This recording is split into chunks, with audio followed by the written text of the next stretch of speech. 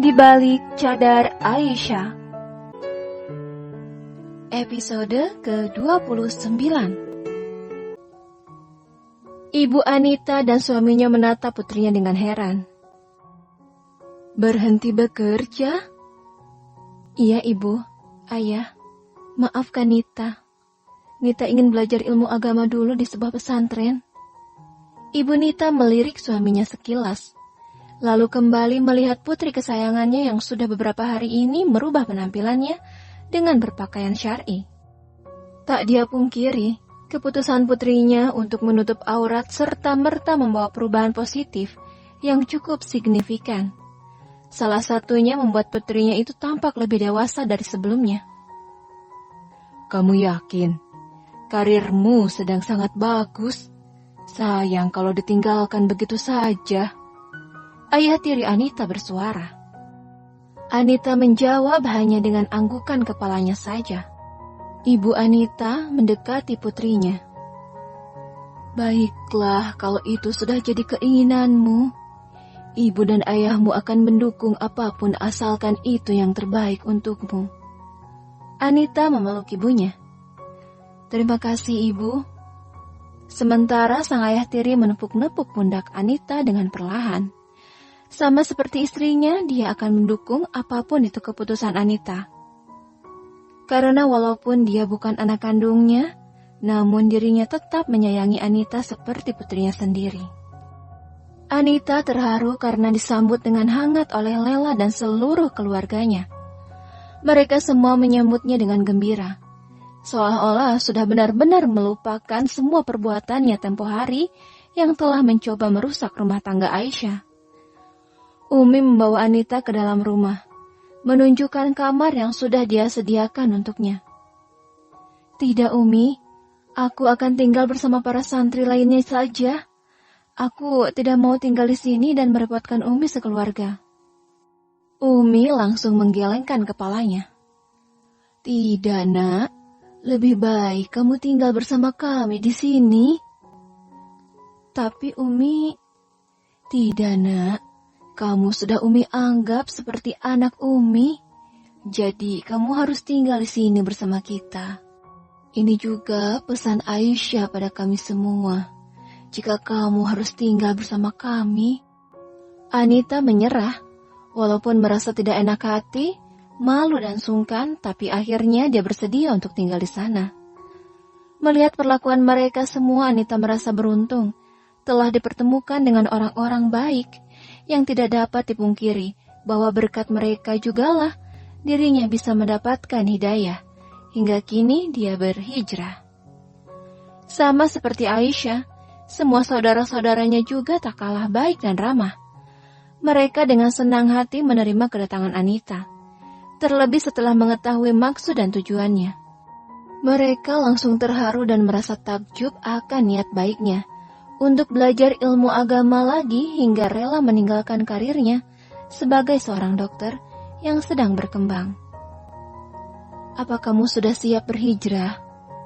Tanya Zainab yang ternyata seusia dengan Anita. Anita sejenak terlihat bingung mendengar pertanyaan Zainab.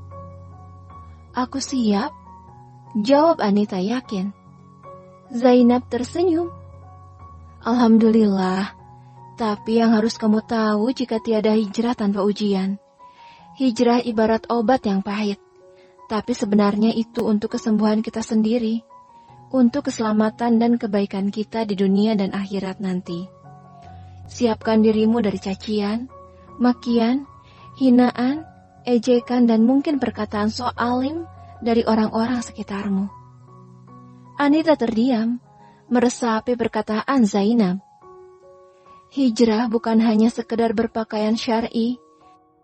Ada akhlak dan perilaku yang juga dituntut harus syar'i. Karena setelah hijrah, masih ada istiqomah yang pasti dipertanyakan. Insya Allah, istiqomah memang butuh perjuangan. Sesulit apapun aku akan bertahan. Alfian terlihat fokus menatap layar laptopnya. Sudah beberapa jam ini dia duduk di meja kerjanya dengan serius. Karena malam yang semakin larut, Aisyah menghampiri suaminya. mengajaknya untuk beristirahat. Alfian malah menarik istrinya untuk duduk di pangkuannya. Sebentar lagi sayang, aku harus mempelajari penyakit dari pasien yang akan aku operasi besok.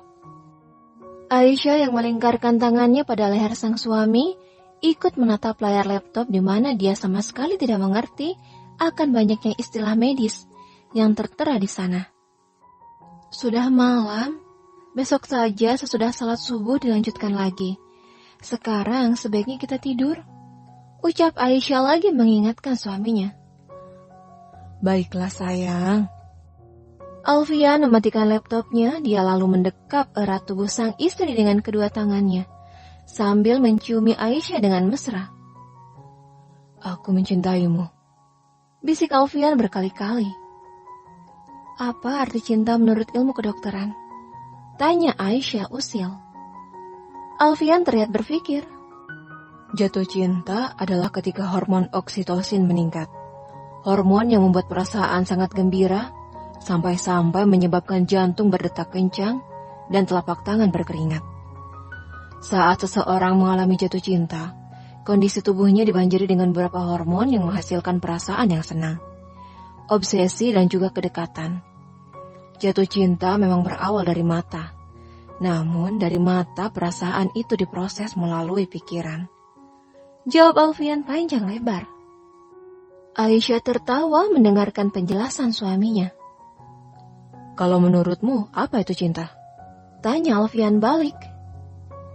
Cinta adalah suatu perasaan kasih sayang yang merupakan fitrah manusia dan juga karunia Allah dalam penciptaan alam semesta.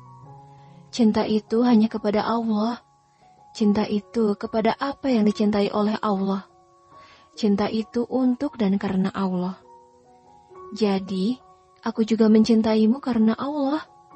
Lanjut Aisyah lagi. Alfian tersenyum. Naila seperti biasa berdandan secantik mungkin. Tekadnya yang ingin menarik perhatian Alfian rupanya tak surut, walaupun dia tahu jika Aisyah sudah mengetahuinya. Dia yang sangat percaya diri akan kecantikan dan kemolekan tubuhnya, merasa yakin jika Alfian akan tergoda. Hal itu dia lakukan karena ingin Alfian menjadi miliknya. Apalagi setelah pertengkaran terakhir dirinya dan suaminya. Sang suami tidak pulang hingga saat ini. Yang lantas kemudian dia yakini jika suaminya telah memutuskan untuk pergi meninggalkannya. Karena itu dia harus segera mencari pengganti yang lebih baik dari suaminya. Sebagai pengobat rasa kecewa keluarganya dulu karena telah memilih lelaki yang salah. Maka kali ini dia harus memperkenalkan seorang pria istimewa yang akan membuat ayah dan seluruh keluarganya bangga. Dan menurutnya jika Dr. Alfian adalah lelaki yang tepat, dia sosok pria yang sempurna untuk dijadikan suaminya. Walaupun tahu jika yang dilakukannya salah, namun demi kebahagiaannya dan seluruh keluarganya, dia rela melakukan apapun, termasuk merebut milik orang lain. Apalagi yang dia lakukan kini bahkan sudah lumrah. Seorang wanita merebut suami orang lain, seperti yang sudah dilakukan beberapa orang temannya. Naila berdiri di depan pintu menunggu Alfian keluar dari rumahnya. Beruntung, tak berapa lama Alfian keluar, sendirian. Membuatnya berpikir jika inilah kesempatannya. Selamat pagi, Dok. Alfian sama sekali tidak melirik atau menjawab sapaannya. Dia tetap berjalan. Naila langsung menghalangi jalannya. Alfian kaget. Sombong sekali, ucapnya dengan genit. Alfian terlihat marah. Dia memalingkan wajahnya sambil menggeretakkan giginya. Sayang, tiba-tiba terdengar suara Aisyah di belakangnya. Aisyah menghampiri suaminya yang dihalangi jalan oleh Naila. Aisyah melihat Naila sambil tersenyum. Permisi, suamiku mau lewat. Naila yang kesal karena kedatangan Aisyah menggeserkan badannya. Alfian lalu berjalan meninggalkan keduanya dengan wajah yang kesal. Aisyah lalu menatap Naila dari atas hingga ke bawah, dengan pakaian seksi dan make-up-nya yang tebal. Suamiku tidak akan pernah tertarik padamu, walaupun kamu bertelanjang di depannya sekalipun. Dia tidak akan pernah melirikmu sama sekali. Sini, aku beritahu, ucap Aisyah lagi. Jangan jadi perempuan hina yang menjadikan aurat sebagai umpan untuk menggoda suami orang. Jangan sibuk mempercantik fisik, berusaha tampil cantik dengan memakai bedak dan lipstik. Itu semua tidak akan membuat suamiku tertarik. Aku hanya mengingatkan, aku tahu nerakamu bukan urusanku, karena surga juga belum tentu menjadi tempatku. Model cantik akan kalah menarik dengan wanita yang akhlak dan agamanya baik. Zaidan turun dari mobilnya. Sesaat dia tertegun melihat mobil di sampingnya. Mobil yang rasa-rasanya sering dia lihat. Dia lalu melihat sekeliling. Di tempat parkiran pondok pesantren itu dia nampak mencari seseorang. Apakah dokter itu juga ada di sini? Gumamnya dalam hati, sambil berjalan menuju kantor sekretariat pengurus pondok. Anita yang akan berjalan menuju mobilnya kaget melihat Zaidan berjalan menuju ke arahnya. Dia nampak gugup, tak ingin Zaidan mengenalinya. Cadar yang digunakannya dia perbaiki agar menutupi seluruh wajahnya. Dokter Anita! Seorang santriwati memanggilnya dengan keras. Zaidan langsung berhenti tepat di depan Anita yang langsung menundukkan kepalanya. Zaidan tersenyum ketika tahu jika di depannya adalah dokter yang dia cari sedari tadi. Assalamualaikum, ucap Zaidan dengan sangat bahagia melihat penampilan Anita. Waalaikumsalam, jawabnya singkat lalu langsung berjalan tergesa-gesa menghampiri santri yang memanggilnya tadi. 1 bulan kemudian, akhirnya tanpa menunggu terlalu lama, apa yang diinginkan Alfian dan istrinya mengenai rumah impian mereka bisa terwujud. Kini mereka telah memiliki hunian baru yang nyaman, sesuai keinginan mereka selama ini. Setelah beberapa hari ditinggali untuk mengucapkan rasa syukurnya atas nikmat Allah, hari ini mereka mengadakan acara syukuran sederhana. Kedua keluarga besar keduanya turut hadir untuk mendoakan. Selain Abah dan Umi, hampir ke semua kakak Aisyah juga datang. Tak ketinggalan juga dengan Anita yang kini sudah menjadi bagian dari keluarga mereka. Acara yang juga mengikut sertakan anak-anak yatim dari sebuah yayasan itu berjalan dengan hikmat.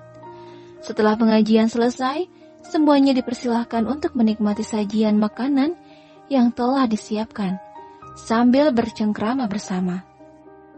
Semoga secepatnya kalian juga disegerakan diberikan kepercayaan untuk segera mempunyai momongan.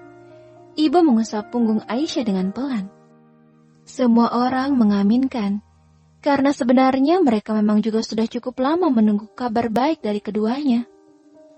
Aisyah dan Alfian hanya tersenyum dan meminta doa dari semuanya. Beberapa saat kemudian, Zaidan yang juga diundang ternyata datang terlambat. Karena kesibukannya, karena kini telah bekerja di sebuah lembaga keagamaan milik pemerintah, menjadikannya tidak bisa datang tepat waktu. Tidak apa-apa, kami mengerti. Zaidan sangat sibuk bekerja demi syiar agama. Abah nampak sangat bangga padanya. Bagaimana tidak, dia tahu persis bagaimana penolong putrinya itu. Walaupun sudah bekerja, akan tetapi tetap meluangkan waktu di akhir pekannya untuk tetap datang ke pesantrennya demi mengajari para santri. Sementara Anita yang melihat kedatangan Zaidan langsung bersembunyi. Dia pergi ke dapur tidak berani menampakkan diri. Entah mengapa dia merasa malu jika bertemu dengannya, karena mengingat kejadian dulu, di mana dia masih membuka aurat di hadapannya. Namun Zaidan yang terlanjur melihatnya hanya tersenyum saja. Dari pertemuan terakhir mereka sebulan yang lalu, dia tahu jika Anita ingin menghindarinya. Acara telah selesai. Abah dan Umi juga yang lainnya telah kembali pulang, terkecuali dengan Anita yang tidak ikut serta karena akan pulang ke rumahnya terlebih dahulu. Setelah membantu Aisyah membereskan rumah dan dapur, Anita berpamitan padanya untuk pulang. Hati-hati ya, Aisyah memeluk Anita. Anita berjalan keluar gerbang rumah. di mana mobilnya diparkir di sana. Dia berjalan sambil mencoba mencari kunci kendaraannya di dalam tas. Hingga ketika dia mengangkat kepalanya, kaget melihat Zaidan yang sedang berjongkok melihat-lihat ban mobilnya.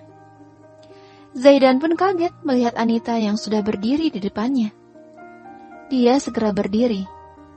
Anita langsung menundukkan wajahnya. Assalamualaikum. Waalaikumsalam. Jawab Anita pelan. Ban mobilku kempes. Ucap Zaidan melihat ban mobilnya. Oh, jawab Anita sambil melangkah menuju mobilnya. Dia membuka pintu mobil, namun kemudian dia tertegun sejenak. Maaf, aku tidak bisa memberikan tumpangan, ucapnya sambil membelakangi Zaidan. Zaidan tersenyum. Tidak apa-apa. Anita akan masuk ke dalam mobil. Semoga itu karena kamu tahu jika laki-laki dan perempuan yang bukan mahramnya tidak diperbolehkan bersama, bukan karena kamu memang ingin menghindariku. Anita kaget. Rupanya Zaidan tahu jika dirinya tidak ingin bertemu dengannya. Dan semoga juga bukan padaku saja kamu menghindari, tapi juga pada semua laki-laki yang bukan mahrammu. Lanjut Zaidan lagi. Anita terdiam. Kamu tahu, aku takjub dan terkesima karena kamu sudah memilih keputusan yang tepat untuk dunia dan akhiratmu. Tetaplah istiqomah, berada di jalan yang benar menuju Allah. Berlarilah untuk lebih mendekatinya. Namun jika susah, maka berlari kecillah. Jika lelah, maka berjalanlah saja. Jika dirasa tidak mampu, maka merangkaklah. Namun jangan pernah terpikir untuk berbalik arah atau bahkan berhenti. 2 bulan kemudian, Aisyah tampak kecewa karena lagi-lagi dia kembali mendapatkan tamu bulanannya. Pagi ini dia menyiapkan sarapan pagi dengan wajahnya yang muram. Ada apa sayang? Tanya Alfian yang tahu jika istrinya sedang sedih. Aisyah lalu menceritakan jika dia baru saja mendapatkan tamu bulanannya. Kenapa harus sedih? Mungkin memang belum saatnya Allah memberikan kita diberikan amanahnya. Aisyah melihat suaminya. Aku hanya takut mengecewakan kedua orang tua kita. Mereka sudah sangat berharap cucu dari kita. Sayang, hari ini boleh aku ketemu Anita siang ini? Sekalian main. Aku ingin berkonsultasi dengannya. Kebetulan semenjak dia buka klinik, aku juga belum pernah ke sana. Tentu saja. Nanti siang aku akan mengantarmu. Anita menyambut kedatangan Aisyah dengan senang. Dia lalu mengajak sahabatnya itu masuk ke dalam ruangannya setelah mengajaknya berkeliling di klinik barunya. Aisyah tampak takjub melihat klinik bersalin milik sahabatnya itu yang luas dan lengkap. Belum lagi dia juga melihat sudah banyak pasien yang memeriksakan kehamilannya di sana, walaupun klinik itu baru buka sebulan yang lalu. Maaf mengganggu, pasti kamu sibuk, ucap Aisyah sambil duduk. Tidak apa-apa, ada dokter lain yang menggantikanku kok. Aisyah lalu menceritakan maksud kedatangannya.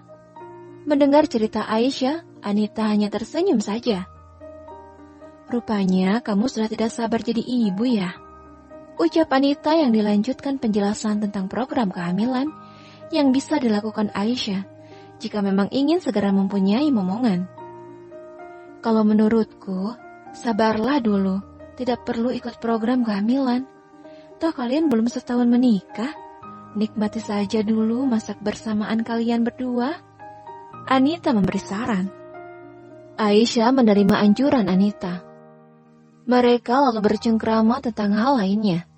Kebanyakan tentang Anita yang menanyakan banyak hal tentang ilmu agama yang belum dia pahami. Bagaimana hukumnya buka tutup cadar? Ada beberapa pendapat. Ada sebagian ulama yang mengatakan jika memakai niqab itu wajib. Ada pula yang mengatakan jika itu sunnah. Kalau menurut pendapat pribadiku, lebih baik buka tutup cadar daripada buka tutup jilbab. Karena memakai jilbab hukumnya sudah jelas adalah wajib. Namun alangkah lebih baiknya jika tetap istiqomah. dan mempertahankan untuk tetap menutupi wajahnya dengan cadar jika sudah memakainya. Anita tampak mengerti, karena hijab dan menutup aurat adalah mahkota kemuliaan wanita dan bentuk perlindungan Allah. Lanjut Aisyah lagi. Oh iya, di manakah letak kemuliaan seorang wanita sebenarnya? Tanya Anita penasaran. Jika kemuliaan seorang wanita ada pada pernikahannya, bagaimana dengan Maryam yang melajang hingga akhir hayatnya? Jika kemuliaan wanita ada pada hartanya, bagaimana dengan Siti Fatimah putri Rasulullah yang bersahaja dalam hidupnya? Jika kemuliaan wanita ada pada suaminya, bagaimana dengan Siti Asia, istri Fir'aun, manusia paling hina di alam semesta? Jika kemuliaan wanita ada pada putranya, bagaimana dengan Siti Aisyah, istri Rasulullah yang tidak memiliki anak? Kemuliaan wanita terletak pada kehormatannya, menjaga kesucian dirinya dengan menjadikan malu sebagai pakaiannya. Juga terletak pada akhlaknya.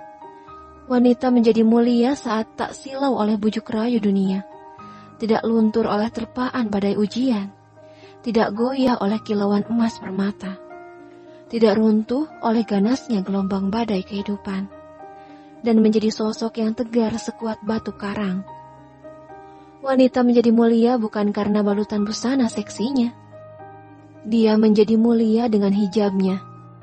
Hijab yang hanya akan dibuka pada orang yang halal untuknya.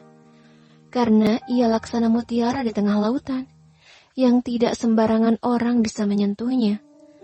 Bukan seperti mawar di pinggir jalan, yang setiap orang bisa memetiknya, bahkan membuangnya sesuka hatinya. Bersambung.